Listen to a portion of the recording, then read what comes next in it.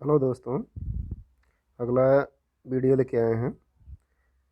Video में आज हम राष्ट्रपति के विषय में चर्चा करेंगे कि भारत का जो राष्ट्रपति होता है उनके क्या क्या कर्तव्य एवं क्या क्या मतलब उनके कार्य होते हैं, जिसको हम यहाँ पे देखेंगे।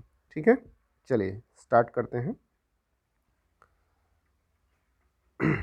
कि सर्वप्रथम भारत के जो राष्ट्रपति हैं उनका निर्वाचन कैसे होता है राष्ट्रपति का।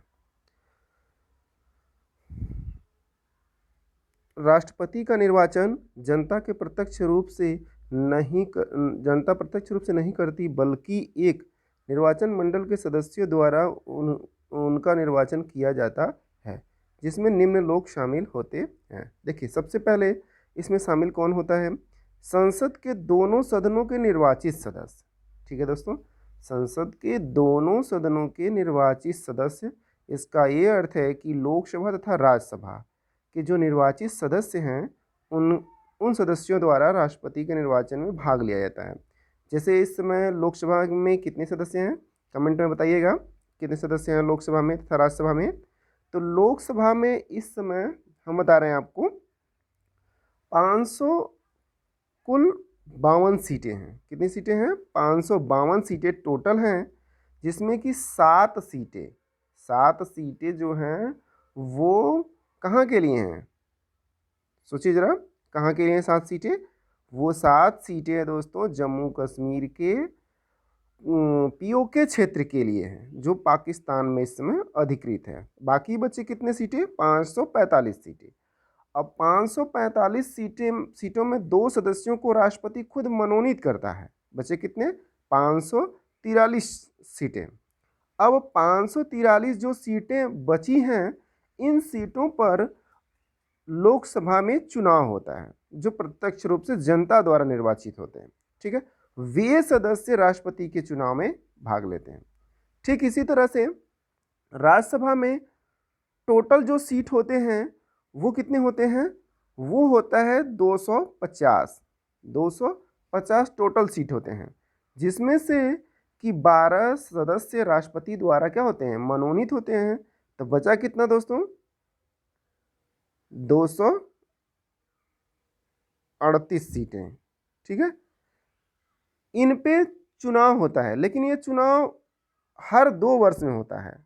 हर 2 वर्ष पे 1/3 सदस्य जो होते हैं वो पदच्युत हो जाते हैं, तो उनका बस हर 2 वर्ष में चुनाव होता है। ठीक है, तो उनका चुनाव इस तरह से होता है। तो 238 सदस्य राष्ट्रपति के निर्वाचन में भाग लेंगे। ठीक है, चलिए आगे चलते हैं। नेक्स्ट है राज्य विधानसभा के निर्वाचित सदस्य। देखिए दोस्तों, यहाँ कह रहा है राज्य विधानसभा के निर्वाचित सदस्य तथा केंद्र शासित प्रदेशों दिल्ली, पुदुचेरी व विधानसभाओं के निर्वाचित सदस्य। यहाँ इसका तात्पर्य क्या है दोस्तों? विधायकों से तात्पर्य है। किससे तात्पर्य है? जो हमारे देश में विधायक होंगे, वो जो जनता द्वारा प्रत्यक्ष रूप से चुने जाते हैं, उनके द्वारा राष्ट्रपति का चुनाव किया जाएगा, निर्वाचन किया जाएगा। यानी आप लोग समझ गए होंगे कि राष्ट्रपति के निर्वाचन में कौन कौन से लोग भाग लेते हैं। तो वो भाग लेते हैं संसद के दोनों सदनों के निर्वाचित सदस्य प्लस राज्य विधानसभाओं के निर्वाचित सदस्य, इनके द्वारा राष्ट्रपति का चुनाव होता है। चलिए दोस्तों आगे चलते हैं। नेक्स्ट है संविधान के भाग 5 के अनुच्छेद 52 से 78 तक में संघ की कार्यपालिका का वर्णन करता है। संघ की कार्यपालिका में राष्ट्रपति, उपराष्ट्रपति, प्रधानमंत्री, मंत्रिमंडल तथा महान्यायवादी शामिल होते हैं। देखिए दोस्तों, ध्यान से समझिएगा। संघ की कार्यपालिका में राष्ट्रपति, उपराष्ट्रपति, प्रधानमंत्री, मंत्रिमंडल तथा महान्यायवादी शामिल होते हैं। ठीक है, आगे है राष्ट्रपति भारत का राज्य प्रमुख होता है। वह भारत का प्रथम नागरिक भी होता है। भारत का प्रमुख भी होता है और वह भारत का क्या होता है? प्रथम नागरिक होता है। ठीक, चलिए, राष्ट्र की एकता, अखंडता एवं सुदृढ़ता का प्रतीक है। ठीक है, इस चीज को भी ध्यान दीजिएगा। अगला है राष्ट्रपति द्वारा शपथ या प्रतिज्ञान। ठीक है, मतलब राष्ट्रपति जब चुन लिए जाते हैं तो उनमें उनका जो शपथ होता है वो कैसे होता है, इधर देखिए ध्यान से। राष्ट्रपति पद ग्रहण करने से पूर्व शपथ या प्रतिज्ञान लेता है और अपनी शपथ में राष्ट्रपति शपथ लेता है। क्या लेता है वो शपथ? श्रद्धापूर्वक राष्ट्रपति पर पद का कार्यपालन करूंगा, संविधान और विधि का परीक्षण, संरक्षण और प्रतिरक्षण करूंगा और भारत की जनता की सेवा और कल्याण में निरंतर रहूंगा। उच्चतम न्यायालय के मुख्य न्यायाधीश, देखिए उच्चतम न्यायालय का जो न्यायाधीश होता है वही इनको शपथ दिलाता है, मुख्य न्यायाधीश। यदि ये अनुपस्थित हैं तो इनकी जगह पे वरिष्ठतम न्यायाधीश, जो उच्चतम न्यायालय का जो वरिष्ठतम न्यायाधीश होगा वो राष्ट्रपति को उसके पद की शपथ दिलाएगा। ठीक है, तो इस चीज़ को ध्यान दीजिएगा। यदि उच्चतम न्यायालय का मुख्य न्यायाधीश उपस्थित नहीं है, अनुपस्थित है, किसी कारणवश बीमार है या कहीं गया हुआ है, तो इसके लिए तब कौन करेगा कार्य? वो शपथ कौन दिलाएगा? वरिष्ठतम न्यायाधीश, जो मुख्य न्यायाधीश से नीचे होगा। आगे देखिए, अन्य किसी भी व्यक्ति को जो राष्ट्रपति के रूप में कार्य करता है अथवा राष्ट्रपति के कर्तव्यों का निर्वाह करता है, इसी प्रकार का शपथ लेना होता है। आगे देखिए, हमारे देश में जो राष्ट्रपति रहे हैं उनके संदर्भ में कुछ जान लेते हैं। देखिए, देश के प्रथम राष्ट्रपति रहे हैं सन 1952 में डॉक्टर राजेंद्र प्रसाद देश के प्रथम राष्ट्रपति रहे और इनके मुख्य प्रतिद्वंदी जो थे वो के.टी. शाह थे। कौन थे? के.टी. शाह। ठीक, अब देखिए दूसरे राष्ट्रपति जो हैं वो हैं डॉक्टर राजेंद्र प्रसाद ही। ठीक, अब दूसरे राष्ट्रपति जो डॉक्टर राजेंद्र प्रसाद हैं, इनके प्रतिद्वंदी रहे कौन? एन दास। ठीक, इसके बाद देखिए तीसरे राष्ट्रपति रहे हैं राधा कृष्णन और इनके प्रतिद्वंदी रहे हैं हरिराम जी, और चौथे राष्ट्रपति हैं जाकिर हुसैन, इसके प्रतिद्वंदी है के सुब्बा राव। पांचवें राष्ट्रपति हैं वी गिरी और इनके प्रतिद्वंदी हैं संजीवन रेड्डी, और छठवें राष्ट्रपति हैं फखरुद्दीन अली अहमद और इनके प्रतिद्वंदी हैं त्रिदेव चौधरी, और सातवें राष्ट्रपति हैं संजीव रेड्डी भी इनको कहा जाता है। ये निर्विरोध चुने गए थे।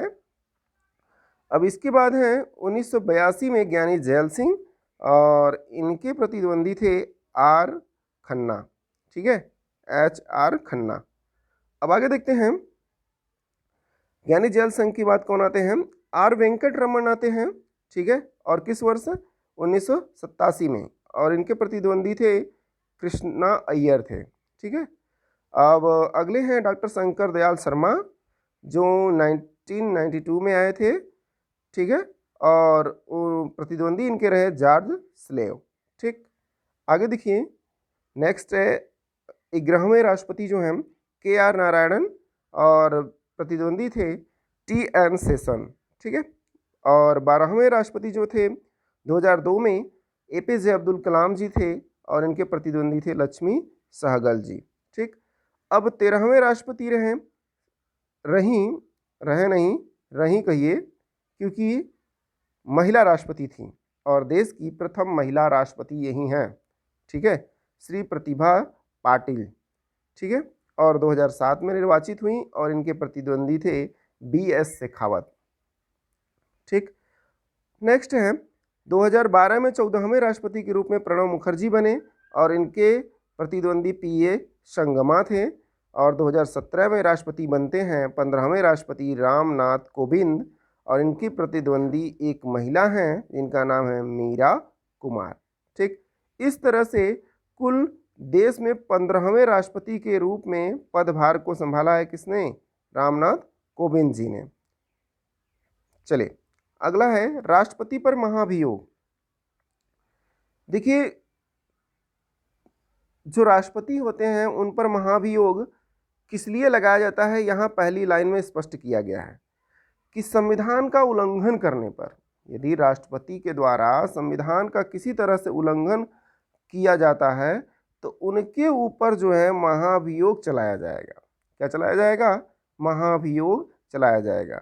महाभियोग का तात्पर्य क्या है? ये ऐसा प्रोसेस है जिसके द्वारा संसद में कार्यवाही चला के 2/3 बहुमत से राष्ट्रपति को उनके पद से हटाया जाने के प्रोसेस को कहा जाता है महाभियोग। ठीक है, चलिए अब देखिए आगे। महाभियोग के आरोप संसद के किसी भी सदन में प्रारंभ किया जा सकता है। जरूरी नहीं है दोस्तों, ध्यान से समझिएगा। यहाँ पे संसद के किसी भी सदन में राष्ट्रपति पर महाभियोग का प्रोसेस जो है वो शुरू किया जा सकता है। ठीक है, इसके बाद इन आरोपों पर सदन के 1/4 सदस्य जिस सदन ने आरोप लगाए हैं, मतलब जो भी सदन में इसका आरोप लगाया गया है कि राष्ट्रपति ने संविधान का उल्लंघन किया है, उसके 1/4 सदस्यों द्वारा के हस्ताक्षर होने चाहिए और राष्ट्रपति को 14 दिन पहले नोटिस देना चाहिए। महाभियोग प्रस्ताव 2/3 बहुमत से पारित होने के पश्चात दूसरे सदन में भेजा जाता है। 2/3 बहुमत से जब वो पास हो जाता है तो वो दूसरे सदन के लिए भेज दिया जाता है। ठीक है, जिसे इन आरोपों की जांच करनी चाहिए। राष्ट्रपति को इसमें उस स्थिति होने तथा अपना प्रतिनिधित्व कराने का अधिकार होगा। यदि दूसरा सदन इन आरोपों को सही पाता है और महाभियोग प्रस्ताव को 2/3 बहुमत से पारित करता है तो राष्ट्रपति का पद क्या होगा? समाप्त हो जाएगा, उनको पद से हटना होगा। ठीक है, चलिए आगे चलते हैं। सैन्य शक्तियाँ। देखिए, जो राष्ट्रपति होता है वह भारत के सैन्य बलों का सर्वोच्च सेनापति होता है। क्या होता है? सर्वोच्च सेनापति होता है। इस क्षमता में वह थल सेना, जल सेना तथा वायुसेना के प्रमुखों की नियुक्ति करता है। ठीक है, मतलब तीनों सेनाओं की नियुक्ति कौन करता है? राष्ट्रपति करता है। वह युद्ध या इसकी समाप्ति की घोषणा करता है। युद्ध मतलब शुरू करना हो या समाप्त करना हो तो उसकी घोषणा कौन करता है? राष्ट्रपति द्वारा किया जाता है। अब राष्ट्रपति की आपातकालीन शक्तियां देख लीजिए दोस्तों। उपरोक्त साधारण शक्तियों के अतिरिक्त संविधान ने राष्ट्रपति को निम्नलिखित 3 परिस्थितियों में आपातकालीन शक्तियां प्रदान किया है। ठीक है, 3 आपातकालीन शक्तियां प्रदान की गई हैं। जैसे देखिए, पहला दोस्तों क्या है? राष्ट्रीय आपात। राष्ट्रीय आपात क्या होता है? पहले ये जान लीजिए, राष्ट्रीय आपात होता क्या है। राष्ट्रीय आपात दोस्तों कहने का अर्थ ये है कि अगर भारतवर्ष है, भारतवर्ष में कोई वाह आक्रमण किसी देश ने कर दिया तो ऐसी स्थिति जब उत्पन्न होती है तो उस समय देश में राष्ट्रीय आपात घोषित कर दिया जाता है। ठीक है, और इस टाइम पर सभी तरह के मूल अधिकार छीन लिए जाने की संभावना होती है। सभी तरह में एक को छोड़ के, जीवन जीने की स्वतंत्रता। ठीक है, इसको छोड़ के आगे देखिए, राष्ट्रपति शासन। अनुच्छेद 356 से 365 तक राष्ट्रपति शासन है और यह तब लगाया जाता है किसी राज्य में वहाँ का मंत्रिपरिषद भंग हो जाने की स्थिति में यह लगाया जाता है। लास्ट है वित्तीय आपात। ठीक है, वित्तीय आपात अनुच्छेद 360 के तहत लगाया जाता है और देश में अब तक एक बार भी लगाया नहीं गया है। ठीक है दोस्तों, आप लोग कमेंट में बताइएगा कि राष्ट्रीय आपात कब कब लगा है। ठीक है, 3 बार लगे हैं और कब कब लगे हैं तीनों बताइएगा। ठीक है, मैं देखूंगा कितने लोगों को पता है। चलिए, अब राष्ट्रपति की निलंबनकारी वीटो। देखिए, ध्यान समझिएगा। राष्ट्रपति इस वीटो का प्रयोग तब करता है जब वह किसी विधेयक को संसद के पुनर्विचार हेतु लौटाता है। कब दोस्तों? ध्यान से देखिएगा।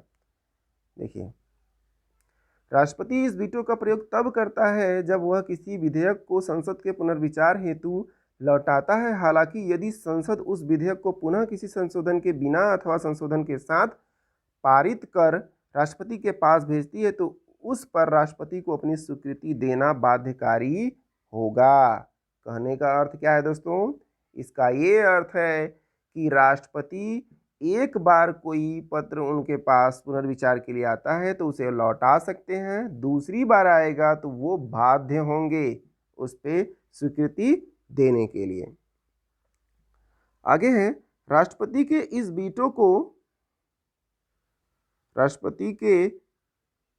इस वीटो को उस विधेयक को साधारण बहुमत से पुनः पारित कराकर निरस्त किया जा सकता है जो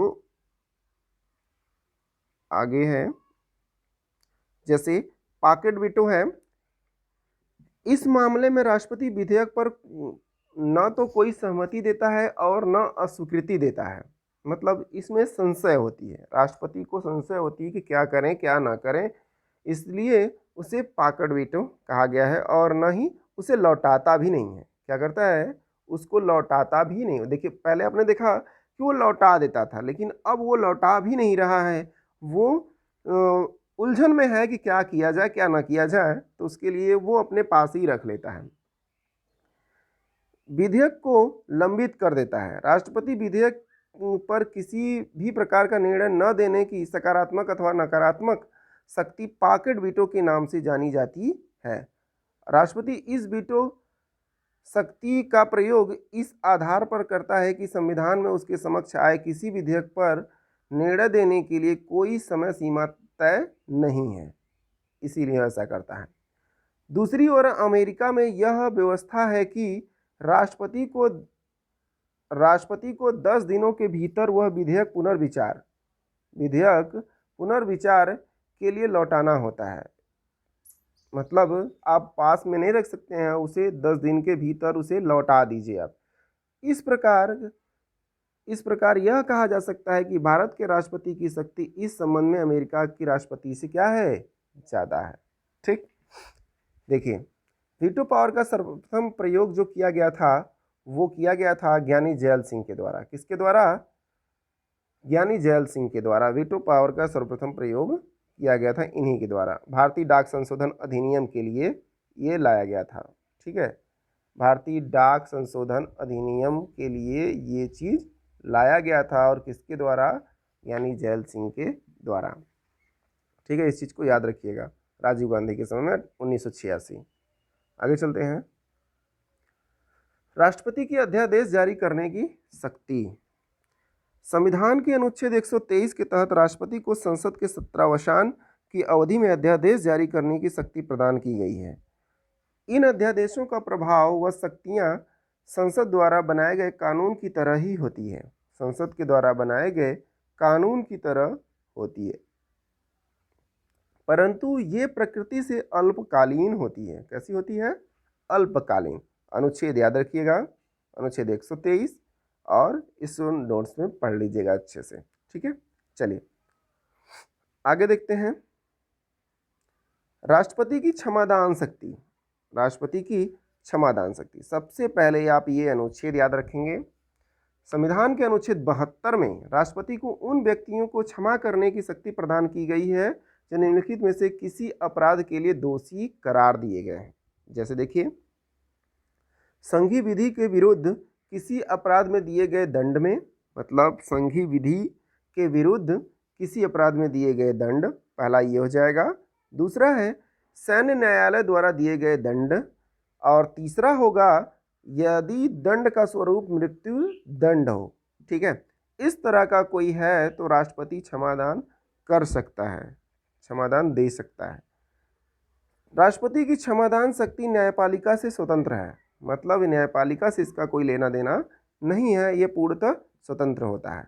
वह एक कार्यकारी शक्ति है। वो कैसी शक्ति है, कार्यकारी शक्ति है, परंतु इस शक्ति का प्रयोग करने के लिए किसी न्यायालय की तरह पेश नहीं आता राष्ट्रपति की शक्ति के संदर्भ में।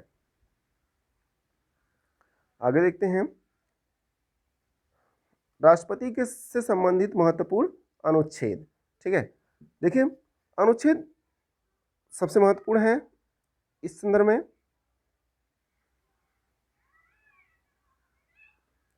चलिए देखिए, अनुच्छेद 52 राष्ट्रपति भारत के राष्ट्रपति होंगे। अनुच्छेद 52 कहता है भारत का राष्ट्रपति होगा।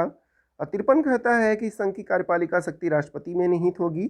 54 कहता है राष्ट्रपति का चुनाव कैसे होगा, या चुनाव का वो चुनाव के लिए। और 55 कहता है चुनाव का तरीका क्या होगा। 56 कहता है राष्ट्रपति का कार्यकाल क्या होगा। 57 कहता है पुनः चुनाव के लिए अर्हता क्या होगी। मतलब अनुच्छेद 57 कहता है पुनः चुनाव के लिए अर्हता क्या होगी, 58 राष्ट्रपति चुने जाने के लिए योग्यता। देखिए राष्ट्रपति चुने जाने की जो योग्यता होती है वो सबसे पहले 4-5 चीज़ें बहुत महत्वपूर्ण होती हैं। वो किसी भी प्रकार से किसी भी अपराध का दोषी ना हो, सबसे बड़ा चीज़ कि वो किसी भी अपराध का दोषी ना हो, कभी भी ना हो, ठीक है, पूर्णतः साफ सुथरा आदमी हो, ऐसे आदमी ही राष्ट्रपति योग्य होंगे। लेकिन और इसके लिए अर्हता है कि उसकी आयु 35 ईयर्स की हो, यानी 35 वर्ष की उसकी आयु हो, पागल दिवालिया ना हो, ठीक है। अन्य योग्यताएं हैं, ठीक है, आप लोग बताइएगा क्या है इनकी योग्यताएं। चलिए आगे देखते हैं। राष्ट्रपति का कार्यकाल सबको पता है, कमेंट में जरूर बताइएगा कि राष्ट्रपति का कार्यकाल कितना होता है, राष्ट्रपति का वेतन कितना होता है, कमेंट में इस चीज़ को बताइएगा, ठीक है। चलिए अनुच्छेद 59 राष्ट्रपति कार्यालय की दशाएं, ठीक है। आगे है राष्ट्रपति अनुच्छेद 60 राष्ट्रपति द्वारा शपथ ग्रहण। आप लोगों ने देखा था कि राष्ट्रपति किसके द्वारा शपथ ग्रहण करता है, इसको कमेंट में जरूर बताइएगा क्योंकि मैंने पीछे बताया हुआ है। अब अनुच्छेद 61, अनुच्छेद 61 क्या है, राष्ट्रपति पर महाभियोग लगाए जाने की प्रक्रिया है। राष्ट्रपति पर महाभियोग लगाए जाने की प्रक्रिया है किसमें, अनुच्छेद 61 में, ठीक है, हमने देखा है पीछे।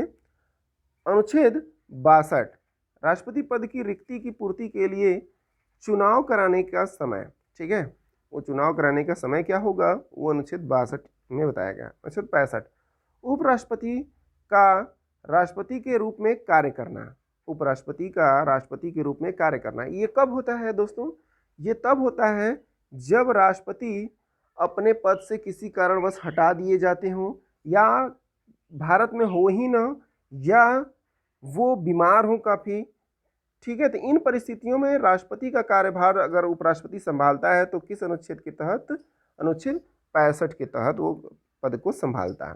अनुच्छेद 71 राष्ट्रपति के चुनाव से संबंधित मामले, राष्ट्रपति का जो चुनाव होता है उसके संबंधित जो मामले होते हैं वो अनुच्छेद किसमें होता है, 71 में। आगे देखिए, अब देखिए दोस्तों अनुच्छेद 72 राष्ट्रपति की क्षमादान इत्यादि की शक्ति अभी आपने देखा कि अनुच्छेद 72 में है। अनुच्छेद 74 में क्या है, मंत्रिपरिषद का राष्ट्रपति को परामर्श एवं सहयोग करना, ठीक है, अनुच्छेद 74 हो गया। अब अनुच्छेद 75 क्या है, मंत्रियों से संबंधित अन्य प्रावधान जैसे नियुक्तियां, वेतन इत्यादि, कार्यकाल वेतन इत्यादि, इन सब के विषय में प्रावधान। अनुच्छेद 76 भारत का महान्यायवादी होगा, कौन होगा, भारत का महान्यायवादी। 77 में भारत सरकार द्वारा कार्यवाही का संचालन होगा। 78 में राष्ट्रपति को सूचना प्रदान करने से संबंधित प्रधानमंत्री के दायित्व इत्यादि होंगे। अनुच्छेद 85 में संसद के सत्र सत्रावसान तथा भंग करना, ये चीज़ होगा। 111 में संसद द्वारा पारित विधेयकों पर सहमति प्रदान करना, ठीक है, जो भी संसद के विधेयक पारित होंगे उनको राष्ट्रपति को सिग्नेचर करना होगा, सहमति देनी होगी। यह किस अनुच्छेद में कहा गया है, 111 में। 112 में संघीय बजट वार्षिक वित्तीय विवरण का व्याख्या किया गया है। 123 में जो है राष्ट्रपति के अध्यादेश जारी करने की शक्ति है, राष्ट्रपति जो है अध्यादेश जारी करने की शक्ति किस अनुच्छेद में है, अनुच्छेद 123 में। महत्वपूर्ण है, इंपॉर्टेंट है, इसको याद रखिएगा। अनुच्छेद 143 राष्ट्रपति की सर्वोच्च न्यायालय से सलाह लेने की शक्ति। देखिए ये सलाह तो ले सकता है लेकिन मानने के लिए बाध्य नहीं होगा। और सलाह किस अनुच्छेद के तहत लेगा, अनुच्छेद 143 के तहत राष्ट्रपति सलाह लेगा, किससे, संसद मतलब सुप्रीम कोर्ट के मुख्य न्यायाधीश से, ठीक है दोस्तों। तो यहीं पे वीडियो समाप्त होता है, इस चीज़ को आप लोग ध्यान से पढ़ लीजिए, ठीक है। और यदि कोई डाउट हो कमेंट में ज़रूर बताइए।